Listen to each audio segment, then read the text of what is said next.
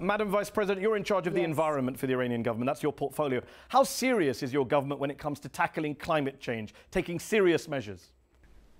Yes, our government is very serious because we adopted a low-carbon economy last year in the government, and we started working in that direction. We also adopted our intentional national commitments for the Paris Agreement. We approved in the government, and we started working for a cut in our greenhouse gas emissions by 12%, 4% unconditional, and 8% conditional to the total uplifting of the sanctions against Iran.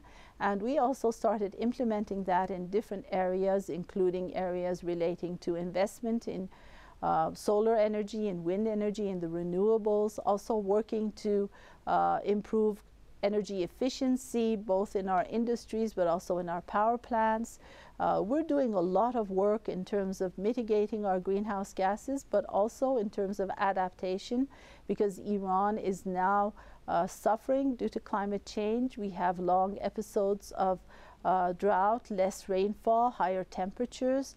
So we are also working to adapt our agriculture, to adapt our cities. Urban resilience in face of climate change is very important for us. In addition to that, we're working in terms of our industrial infrastructure to be able to face climate change and to be able to build resilient economies and resilient societies. And when you talk about the water crisis, for example, that Iran has suffered, what do you say to those people who argue that the Iranian water crisis is one of your own making? It's a result of decades of bad political management by the government, the inefficient use of dams, for example. What's your response to that argument?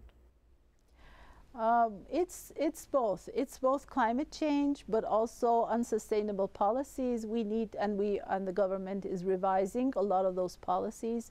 Now, for every dam, for the past particularly the past 3 years in the government of Dr. Rouhani, we have performed an environmental impact assessment for every dam which has been created in Iran.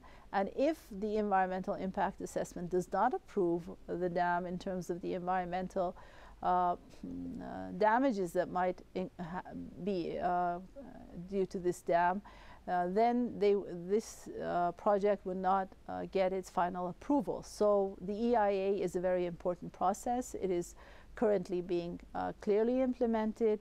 In addition to that, the agricultural policies in Iran are being reviewed in terms of more efficiency in our agricultural products, less consumption of water resources.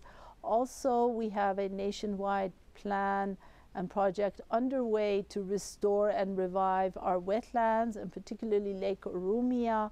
The restoration of Lake Urumia, which is one of the largest salt lakes in the world, has been quite successful. In the past 3 years, we've witnessed an improvement in the general conditions of the lake, and also higher levels of water entering the lake. So this is, yes, we do have a serious revision of former policies in terms of water management. And when you hear Donald Trump, President-elect of the United States, saying climate change is a hoax, it was invented by the Chinese, do you find it hard to believe that someone with such views is now the leader of the world's biggest, most powerful country?